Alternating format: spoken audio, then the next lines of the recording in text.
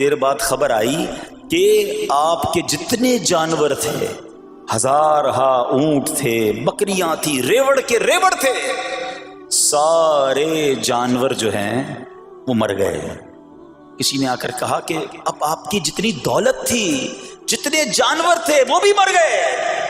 سبحان اللہ، آپ اللہ کا شکر بجا لاتے، کہتے یا اللہ، جو رب کا تھا اس نے واپس لے لیا، اسی کا تھا، جتنی دیر چاہا میرے پاس رہا، واپس لے لیا اس نے۔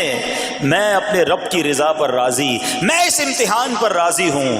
اللہ اکبر۔ اب کیا ہوا کہ آپ کی تمام کھیتیاں اور جو باغات تھے، بہت بڑی زمینیں تھیں، بڑے بڑے کھیت تھے، وہ بھی سارے کے سارے برباد ہو گئے۔ کسی نے آ کر بتایا کہ حضور اب تو کھیت بھی گئے، اب باغات بھی گئے۔ آپ نے فرمایا کہ جس کا تھا اس نے لے لیا، میں اس کی رضا پر راضی ہوں۔ جب تک میرے پاس تھا وہ میرے پاس تھا، اب رب نے واپس لینا چاہا تو اس نے لے لیا۔ اب he was empty handed، یعنی اب کچھ بھی نہیں تھا، نہ بچے ہیں، نہ مال ہے، نہ جانور ہے، نہ مکان ہے۔ مگر حضرت ایوب علیہ السلام کی زبان پر پھر بھی شکر ہے، اب بھی شکر ہے، شکوہ نہیں ہے کہ اللہ میں تیری رضا پر راضی ہوں۔ لیکن ابھی امتحان ختم نہ ہوا تھا، اور اس امتحان کے پیچھے بعض مفسرین نے ایک اور قول بھی نقل کیا کہ شیطان نے حضرت ایوب علیہ السلام کو دیکھ کر اللہ کی بارگاہ میں کہا کہ مولا، یہ تیرا بندہ اس لیے تیرا شکر گزار ہے کہ تو نے اسے بڑا نوازا ہے، بڑا مال دیا ہے، اولاد دی ہے، گھر دیا ہے۔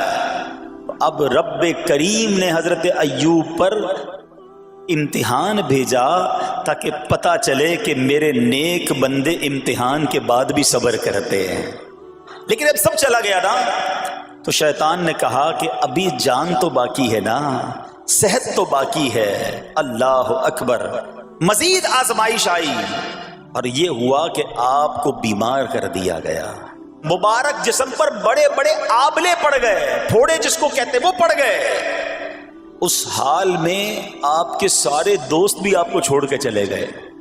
آج کل ویسے بھی حال ایسا ہی ہے جناب، جب تک پیسہ ہے، شہرت ہے، آپ کے پاس کوئی مال ہے تو آس پاس بہت سارے لوگ ہوتے ہیں، مگر جب یہ سب چیزیں چلی جائیں نا تو بعض اوقات ایسی کنڈیشن میں اپنے اور پرائیوں کی جانچ بھی ہو جاتی ہے کہ اب کون کھڑا ہے۔